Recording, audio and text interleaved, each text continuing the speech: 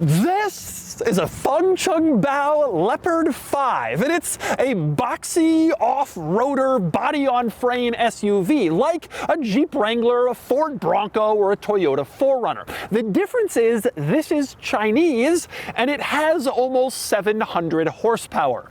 Get ready for some quirks and features, because this is going to be an interesting one.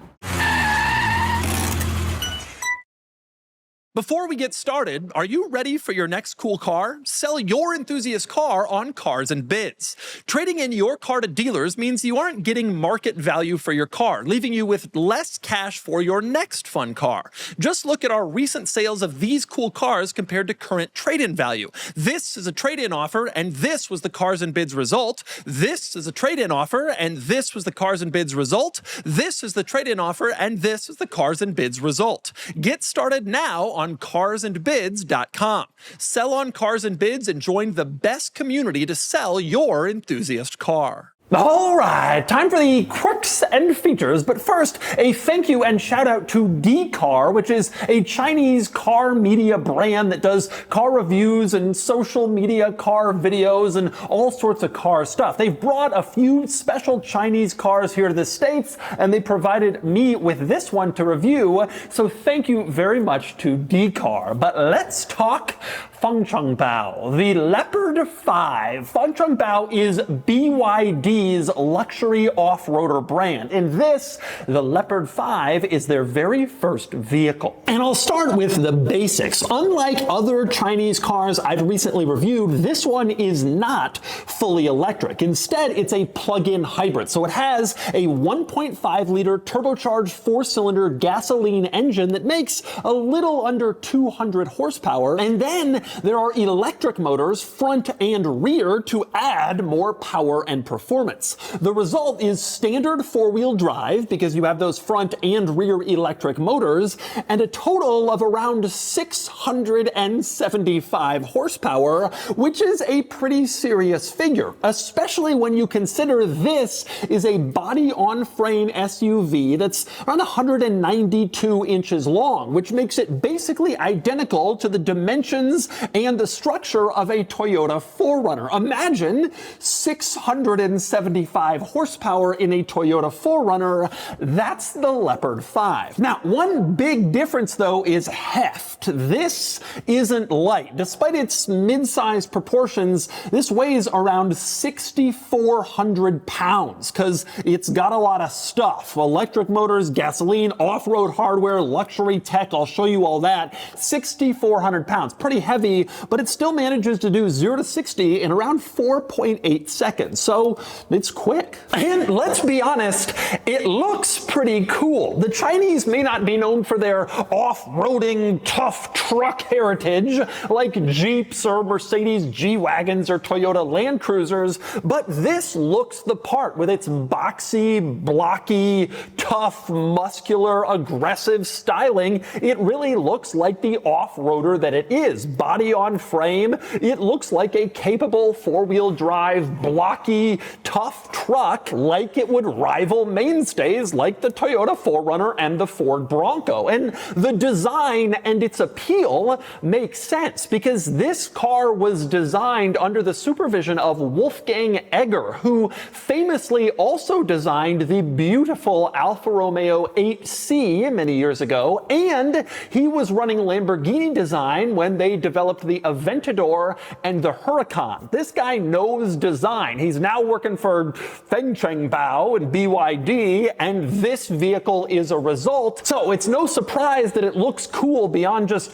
kind of a weird, quirky Chinese car. It has legitimate design credibility, boxy, muscular, because it was styled by someone who understands the appeal of design. Then beyond the look, you can see this apparently has some real off-road chops on the outside. Up front, there's a short overhang to make for a maximized approach angle, and you also have a skid plate under here to protect stuff when you're off-roading. In back, you have another skid plate, as you can see, and rear recovery hooks built into the vehicle, which obviously makes it more helpful for off-roading, so you can recover with it or be recovered. There's also a full-size spare tire mirror mounted on the back, which is of course useful and helpful and a signature hallmark of a lot of off-roaders.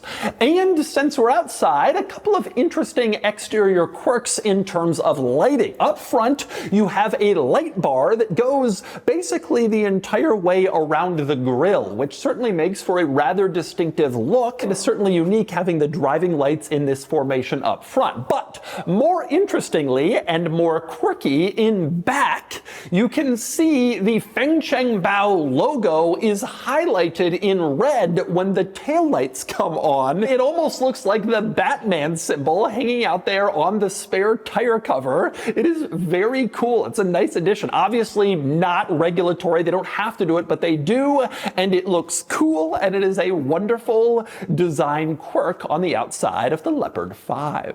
And then we go to climb inside, and there are a couple of interesting things worth pointing out before we do. One is the key, which you can see here. It looks cool. It has kind of a cool design to it, sort of geometric shape, and it's heavy. It actually feels nice and luxurious, which makes sense for the luxury off-road Fangchengbao brand. You can see the logo on one side, on the other side, all the buttons you'd expect. Interestingly, there is no loop for you to put it onto your key ring.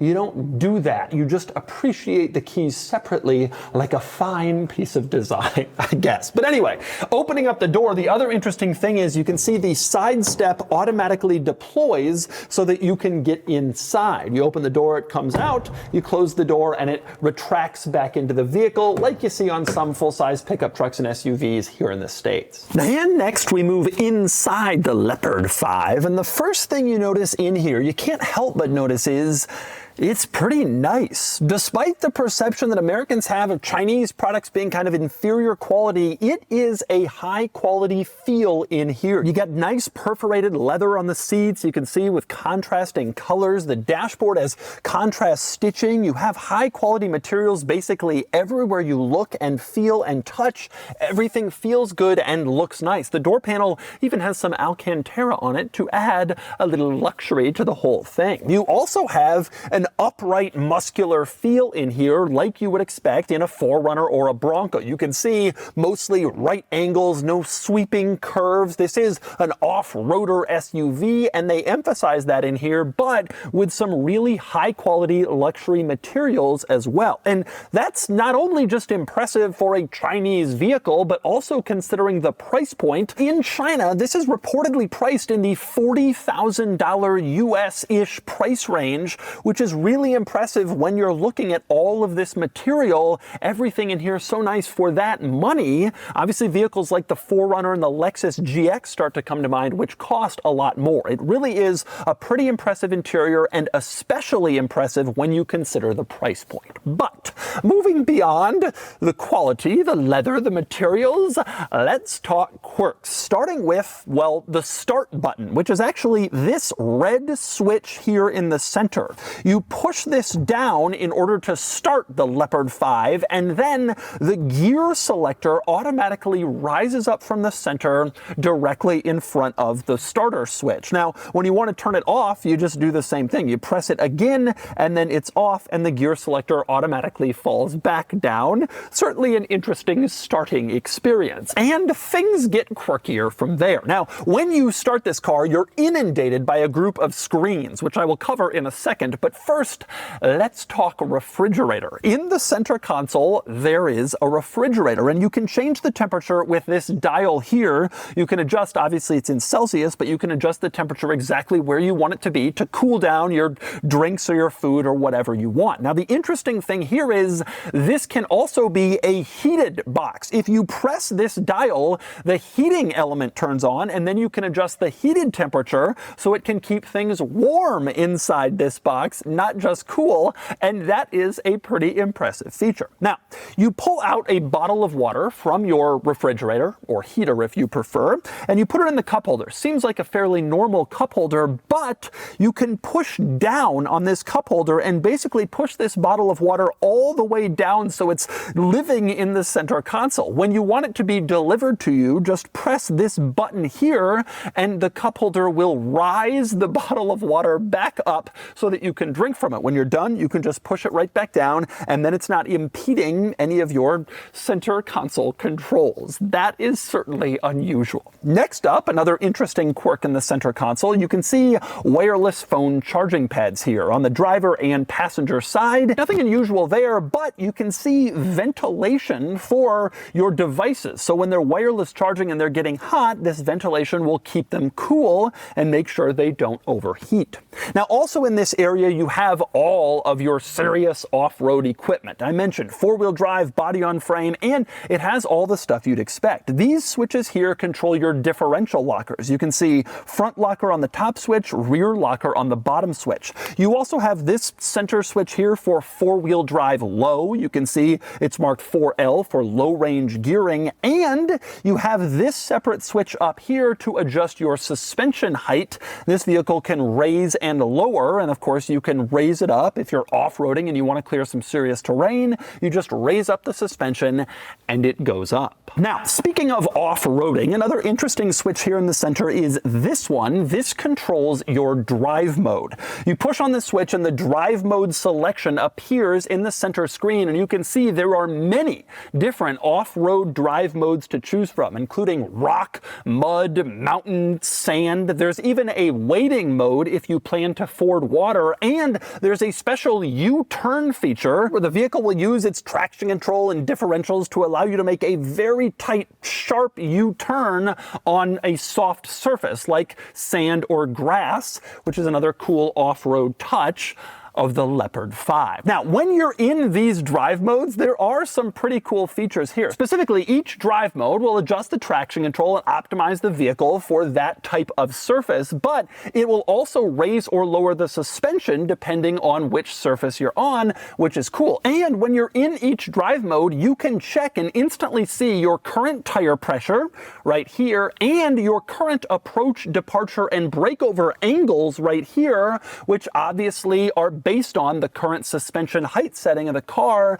That's a pretty cool thing to just be able to see on the fly. Now, also in your drive mode settings here, you have the ability to turn on a sport mode. You do that, you turn on sport, and I love the warning that comes up. If sport mode is not necessary, please exit in a timely manner. In other words, if you don't need sport mode, get out of here, please. In a timely manner, of course. And since we're in the infotainment system, let's go through some of the rather interesting infotainment quirks in this car, starting with the camera system. There is a camera system that can record what's going on outside the car or inside the car. You can take a picture of what you're seeing outside or what you're seeing inside, and not just a picture, but a video as well. And when you take an image, you can even use it as the wallpaper background for your infotainment system if you decide that you love the image just that much. If you go into the car settings app, you also have the ability to lower all of the windows at once. You can see tap here, they all go down, which is a really cool feature that I wish more cars would have, and I'm thrilled to see it here. Of course, when they're all down, you can also roll them all up at once, which is also pretty neat. Now, if you go into the seating area in the car settings tab, you can turn on heated and ventilated seating for front and rear from inside the infotainment screen,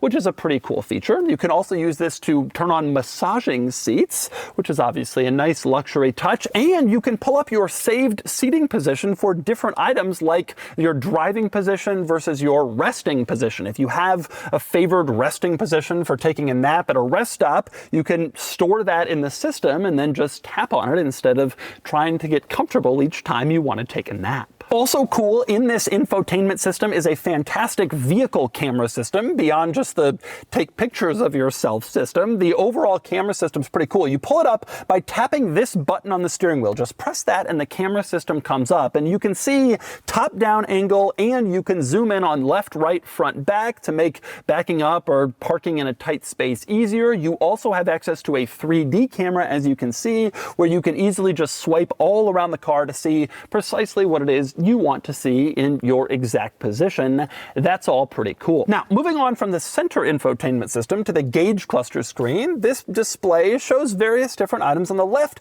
you have vehicle information, and you can scroll through various different pieces of vehicle information depending on what it is you want to see. In the center, this shows your adaptive cruise driver assistance technology, and it'll detail your following distance and where other vehicles are on the road as you're driving along. Pretty straightforward. Over on the right, obviously, you have your music selection. But we're not done with screens yet. Your rear view mirror is also a screen, which is a great safety feature. Shows what's behind you, even if your car is full of stuff and people. And the passenger seat has a screen in the dashboard. You can see it here. Primarily, this is geared toward entertainment, like the radio and music, as opposed to doing all of the functions of the center screen. But it does have a lot of redundant functions of the center screen, which is interesting because it's only a couple of inches away from the center screen. But nonetheless, the passenger gets their own display in the Leopard 5. Now, also worth pointing out, over here on the passenger side, you can see a little storage compartment below this screen, which is nice for pens or other items you might want easy access to if you don't want to put them in the glove box.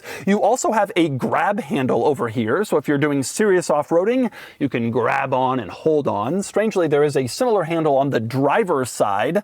I guess that's when the driver gives up on the steering wheel and just hopes for the best. Now, interestingly, next to these grab handles, you can see these two vertically oriented climate vents. They look separate, but they are not actually separate. They move together, so they look like two vents, but they're really just one. And in fact, when you want to move the air up or down, that also is only controlled by one of the two vents, and it works for both of them. So they're more for show, but they do look cool. Now, speaking of those climate vents, a lot of the climate controls are integrated into the infotainment system. Nothing particularly unusual as far as climate controls, but this car does have a fragrance feature where you can install somewhere in the car a vial of fragrance, and then you can pull it up on the infotainment screen to make sure that the fragrance is pushed out of the vents. And not only do the vents cool you with air conditioning, but they also provide a nice scent of fragrance as you're driving along, which is nice. You also have the ability to monitor the air quality inside the car, and you can turn on air purification. If you think the air quality has gotten poor, you can purify it, and the car will apparently do that for you. Last interesting thing worth pointing out here in the front is some extra storage. Under the center console, you can see more storage down here, a little compartment that you can use for, well, storing stuff. And next we move on to the back seat, which is shockingly large. Given the overall size of this vehicle, on the smaller end of mid-size SUV here in the States, I am really surprised by how much rear seat space there is. I have the front seat position where I would sit as a taller person, and I got a ton of room for my legs, hip, knees. It feels luxurious back here. And in fact, even the middle passenger has a luxurious feel in back because there's no central tunnel hump back here that's stealing legroom. So middle passenger has full legroom, rear seat, really surprising just how much space there is back here. And you also have some nice touches in back. For example, on the backs of the front seats, you have the storage pockets like you do in a lot of cars, but here you get one big one and then two smaller ones, which obviously can be useful for cell phones or other small electronic devices. That's a pretty cool feature. Back here, you also get climate vents, although these must be the world's smallest climate vents. I can cover them completely with my thumb, but nonetheless, they are back here to provide cool or warm air for rear seat passengers. Now, back here, you can also see the controls for the heated and ventilated rear seats. Pretty nice feature to have, although strangely, the controls all light up in blue, heated and ventilated. It lights up in blue when you turn it on, which means you got to pay real close attention to exactly which button you're pressing instead of the usual blue lighting and red lighting like in most cars. Now, also back here in this area, you can see a little panel here. You push on that, it pops open and reveals a few charge ports, which obviously is nice and convenient to have for rear seat devices. And you open up the center armrest, and you have an armrest for one, but also there's a few panels to open. The front one is cup holders, as you can see, and the rear panel open that up for a little storage compartment in the rear center armrest. Overall, a pretty nice place to be in the back of the Leopard 5. And finally, we move on to the back of the Leopard 5, and specifically the tailgate. Now, interestingly, despite a large vertically oriented handle here on the tailgate, you don't open it by pulling on the handle. Instead, there's a little button mounted on the top of the handle that you press, that pops it open, and then you can open up the tailgate the rest of the way. You can see it's horizontally opens sideways as opposed to pops up because of that rear mounted spare. Now, when you get back here, you discover exactly how there's so much rear legroom. There's not as much cargo space as you would expect in a vehicle this size. They clearly robbed some cargo space to add more space to the second row, the rear seats, which makes sense. It's a trade-off that a lot of people would make, and that's what they've made back here. Nonetheless, the cargo area is decent size, just not particularly large for a vehicle like this. And because of the boxy design, it goes all the way up tall, so you could really get stuff back there if you need. And of course,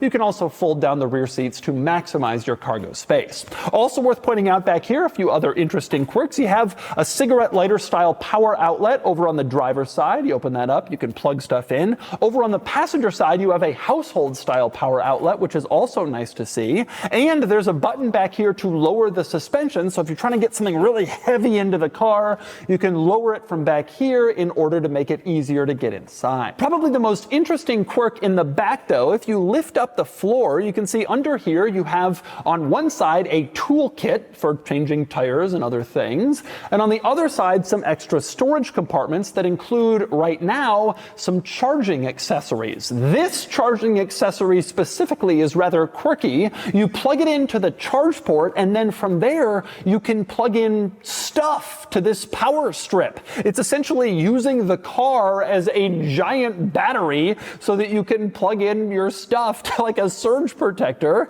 which is kind of funny to see. But if you need to power your blender or your microwave and all you have is your vehicle, well, you'll be happy that you have this plug-in power port.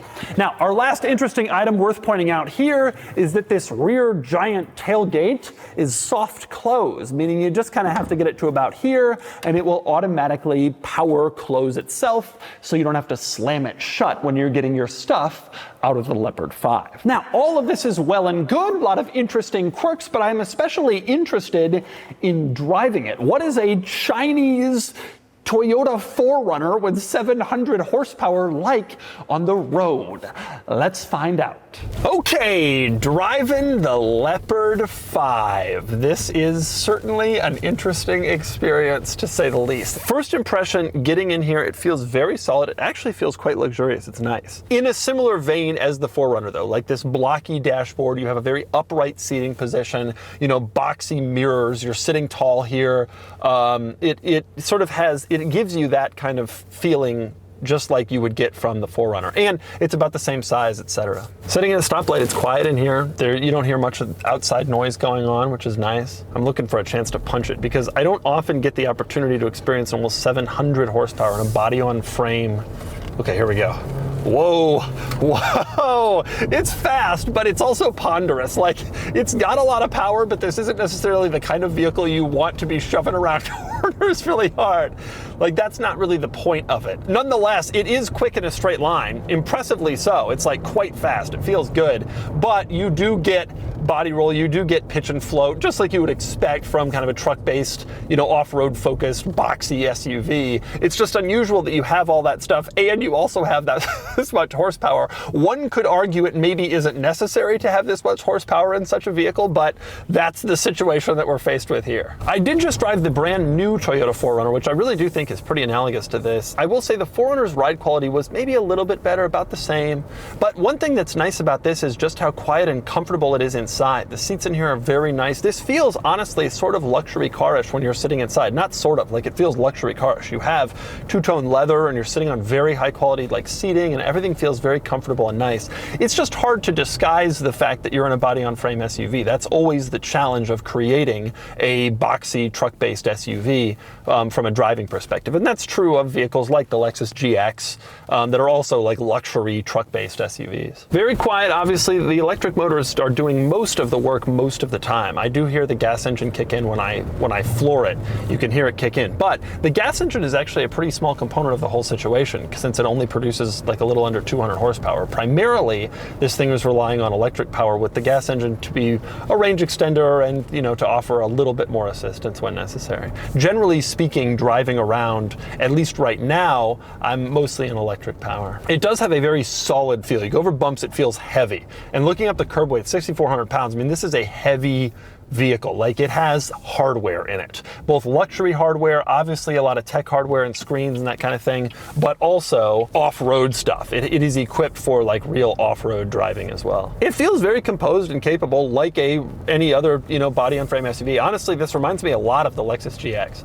and like nicer trims of the new 4Runner. That's pretty much exactly what it feels like, and that's largely what it is. Oh yes. Okay, we've entered Sport Plus mode, which seems like kind of a curious mode for a vehicle such as this to even have in the first place. But we're gonna do it, and let's see how it goes. Whoa! The front really kicks up. Honestly, it doesn't feel dramatically faster than the regular mode, which already felt pretty quick. It really doesn't necessarily feel that much faster. But from an initial tip-in, it certainly did. It gave you all the juice that was possible. It's definitely quick. Like, Sport Plus is definitely activating like all of the power to go at once. Doesn't feel like the handling is dramatically different in Sport Plus. Honestly, it's fine, but the point of this vehicle is definitely not sport and performance driving, so that's not really all that surprising anyway. Frankly, I'm pretty impressed by this, just in the sense that like it's a nice SUV. You know, this is the third of these like modern era Chinese cars I've reviewed. I'm continually impressed by Americans just have this perception of Chinese products as being sort of cheaper and lower quality and whatever, and this just isn't. A Chinese brand coming to the States would have to fight against sort of the issue of the name recognition and just being Chinese. I think there are probably a lot of American consumers biased against that, but also the name recognition of, you know, BMW, Lexus, etc. is always going to be higher than, I mean, it took Hyundai years to break in, right? But when you've got products like this, it's hard to deny that this is a pretty compelling vehicle. It drives as well as any vehicle that's sold here right now. Like, I think this, if was sold here tomorrow, would be like legitimately competitive with, you know, luxury off-roader SUVs like Lexus GX and things like that. It feels cool, it looks cool, and I think that would resonate reasonably well with people, especially if it was sold like, if this was a Lexus, I think it would be a vehicle that is being well reviewed on the US market right now. It feels nice, it's fast, it's cool, the tech is impressive, the materials are good, it's quiet in here, the powertrain is good. There's a lot of benefits for this vehicle, surprisingly, but there really are. And so that's the Fangchengbao Leopard 5. Once again, like previous new Chinese cars I've tested, this isn't bad. It looks cool, it drives well, it's got a lot of power, good tech, it's comfortable. Frankly, it's pretty impressive. This won't be sold here, almost certainly, due to tariffs and general unease about Chinese products and branding, etc. But I truly think that if it were sold here, this would be a competitive vehicle on the US market today. And now it's time to give the Leopard 5 a DougScore. And the DougScore is here, 58 out of 100, which puts the Bao 5 here against some similar cars sold in the States. And the Bao 5 performs exceptionally well. That makes sense considering it offers impressive technology, off-road capability, and acceleration, and the styling is good enough too. If Fangchengbao was actually able to sell this car in North America at anything resembling its price in China, it would be a hit, even against some really established rivals like the Toyota 4Runner, as its value proposition is really impressive.